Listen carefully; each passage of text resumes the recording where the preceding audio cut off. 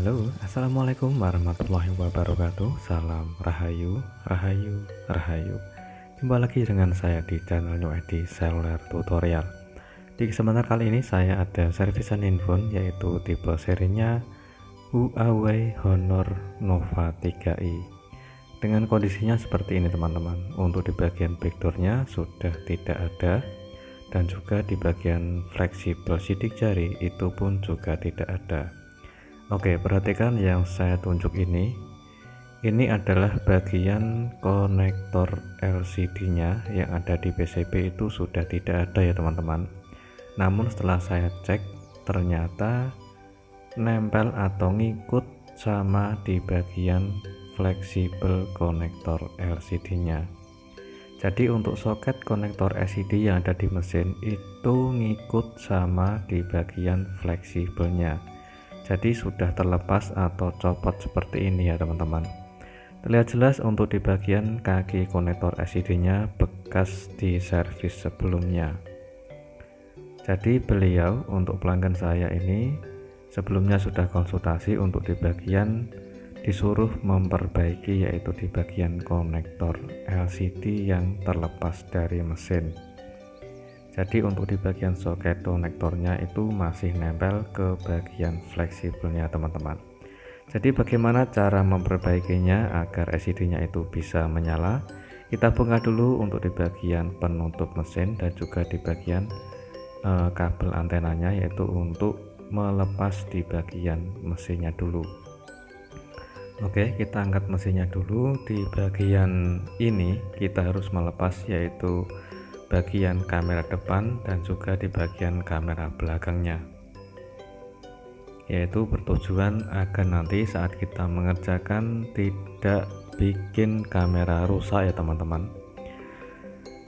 Oke, perhatikan di bagian ini adalah bagian soket konektor LCD yang ada di bagian mesin itu ngikut nempel sama ke bagian fleksibel LCD-nya. Jadi kita harus melepas dulu teman-teman.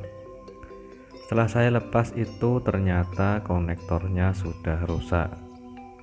Jadi penyebab di bagian konektor itu ngikut sama fleksibel LCD dan terlepas dari mesin. Kondisinya itu seperti ini teman-teman. Setelah saya lepas ternyata konektornya sudah pada gerimpil atau sudah pada rusak di bagian kaki konektornya. Perhatikan. Jadi terlepas dari mesin dan juga ngikut sama fleksibelnya, ternyata konektornya itu sudah rusak. Dan ini adalah konektor yang akan saya gunakan. Saya ambil dari konektor tipe seri yang sama. Saya ngambil dari mesin kanibalan ya teman-teman. Jadi mesin rongsokan saya ambil di bagian konektor LCD-nya saja. Di bagian ini kita bersihkan dulu, yaitu di bagian PCB-nya, agar di bagian kaki konektor LCD yang ada di mesin itu bisa kelihatan jelas. Di bagian ini kita siapkan flux, yaitu untuk solder ulang di bagian kaki konektornya agar ketebalan di bagian tenolnya yang ada di bagian kaki itu bisa sama rata teman-teman. Jadi kita ratakan dulu atau kita rapikan dulu di bagian kaki konektor yang ada di bagian mesin. Selanjutnya kita blower sebentar, yaitu untuk meratakan tenolnya. Oke, kalau sudah terlihat rata, kita siapkan untuk konektor LCD-nya yang sudah kita siapkan tadi, yaitu mengambil dari konektor bekas yang ada di bagian mesin kanibalan. Kita presisikan dulu untuk di bagian konektor LCD-nya ke bagian kaki yang ada di mesin. Jadi kita presisikan, jangan sampai pemasangan miring atau salah pemasangan teman-teman. Jika sudah presisi, kita siapkan flux, dan di bagian ini adalah proses pemasangan. Proses pemasangan saya menggunakan blower di bagian bawah, yaitu untuk memblower di bagian bawah mesin, bukan langsung ke bagian konektornya ya teman-teman.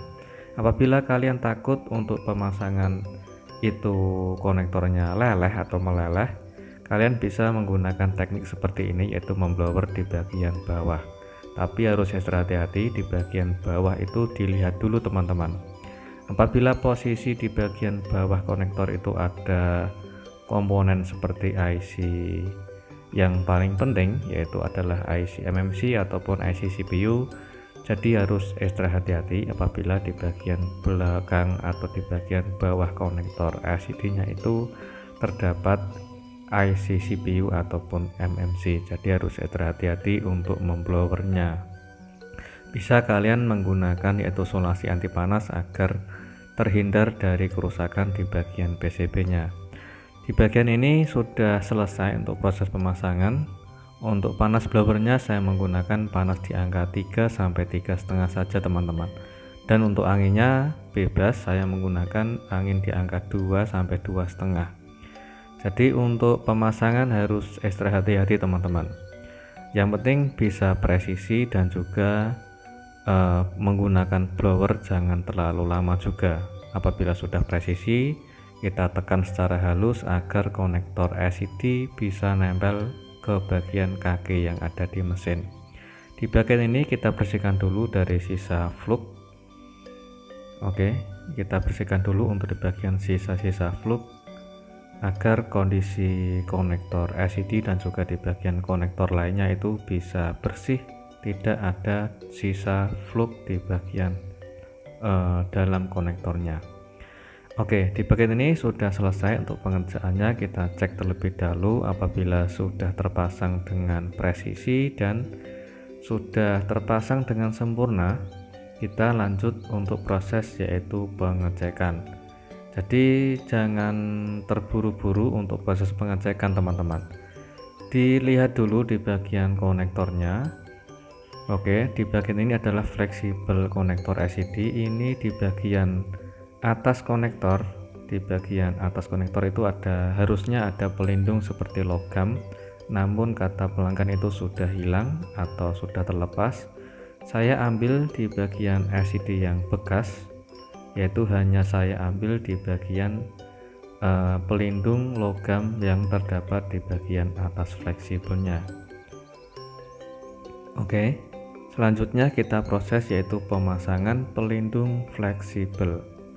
Jadi logam yang melindungi di bagian atas fleksibel itu adalah logam di bagian atas fleksibel yang berfungsi agar nanti saat kita melepas dan juga memasang fleksibelnya itu tidak bikin di bagian kaki konektornya rusak ya teman-teman.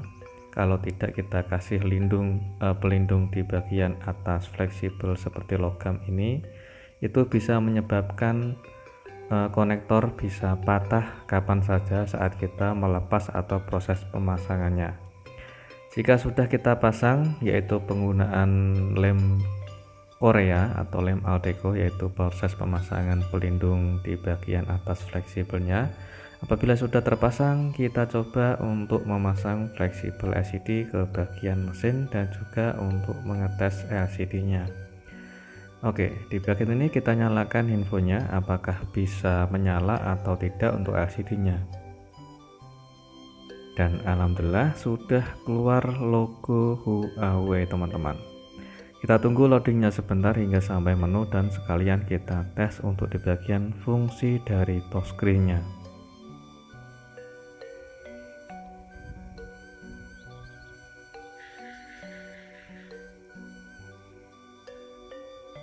Oke, alhamdulillah untuk LCD-nya sudah bisa menyala dan keluar gambar teman-teman. Kita tes untuk di bagian fungsi touchscreen-nya.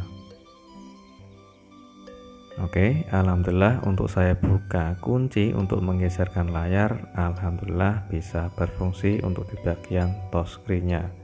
Kita tes keseluruhan layar apakah touchscreen ini bisa berfungsi dengan normal 100% atau tidak. Oke, alhamdulillah untuk touchscreen dan LCD-nya bisa menyala dengan normal teman-teman. Jadi alhamdulillah untuk pengerjaan di bagian konektor LCD yang copot atau terlepas dari mesin ataupun di bagian konektor LCD yang rusak sudah kita perbaiki dengan cara kita proses yaitu mengganti konektor dan juga tips pemasangan konektor LCD ke bagian mesin. Dan alhamdulillah untuk hasilnya seperti ini, sudah keluar gambar, dan alangkah baiknya kita tes ulang setelah kita merakit infonya, yaitu bertujuan agar pengerjaan bisa 100% maksimal sebelum diambil sama pemiliknya teman-teman. Oke, alhamdulillah LCD-nya masih bersih dan jernih ya teman-teman, dan juga untuk di bagian touchscreen-nya bisa berfungsi dengan normal. Alhamdulillah pengerjaannya sudah sukses, dan sekarang kita tes untuk di bagian fungsi kamera depan dan juga kamera belakangnya. Untuk kamera depan dan kamera belakang bisa berfungsi dengan normal dan sukses untuk pengerjaannya. Oke, dan gitu aja untuk tutorial kali ini. Semoga sangat bermanfaat, dan jumpa lagi di tutorial berikutnya. Jangan lupa untuk bantu subscribe, like, share, dan komen. Saya ucapkan terima kasih banyak untuk atas segala dukungannya, dan semoga sangat bermanfaat. Assalamualaikum warahmatullahi wabarakatuh. Salam rahayu, rahayu, rahayu.